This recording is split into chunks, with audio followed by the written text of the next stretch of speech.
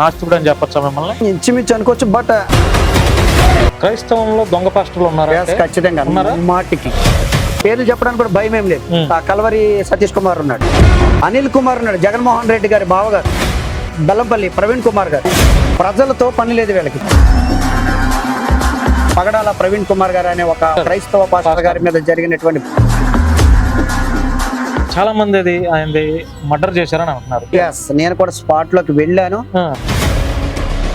షమీ గారు అని ఒక ఆయన. మీరు కరెక్ట్ పాయింట్ కి వచ్చారు. సో దాని గురించి మాట్లాడదాం. అయితే 90% నాకు కూడా అది హత్య అని. బీజేపీ ఆర్ఎస్ఎస్ వాళ్ళు దేశంలో మొట్టమొదటి ఉగ్రవాద సంస్థ ఏదన్నట్టు అది ఆర్ఎస్ఎస్. వాడు పారంబోక్ అంటాను. వాడి గురించి స్టేట్మెంట్ ఇచ్చిన అహమర ప్రసాద్ అని హిందూ జనశక్తి వ్యవస్థాపకుడు ఉన్నాడు.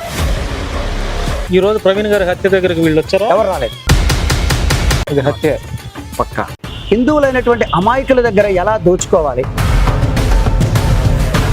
వాస్తవమే. ఎక్కడ దాకా? ఎందుకంటే రాధామానవర్ గారు ఉన్నాడు, వాడితో వేస్ట్ గాడు. వాడు అందరికి సవాల్ చేయడం కాదు, నేను వాడికి సవాల్ చేస్తాను.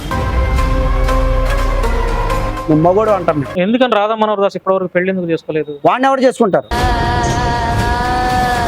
మగోళ్ళు అయితే బట్టలేసుకుని తిరుగుతారు. హిందుత్వం పేరు పెట్టుకొని చిన్నజీఆర్ దగ్గరికి రానివ్వలేదంటే అంటరానోడే గాయుడు. అవును. రాధా మనోహర్ దాస్ తో ఫోన్ లో ఎప్పుడన్నా మాట్లాడాను రాధా. ఒకసారి ఫోన్ చేశాను. రాధా ఏంటి అంటే ఇంకా మొదలెడదాం అనుకున్నాను. అప్పటికి కట్ చేశాడు.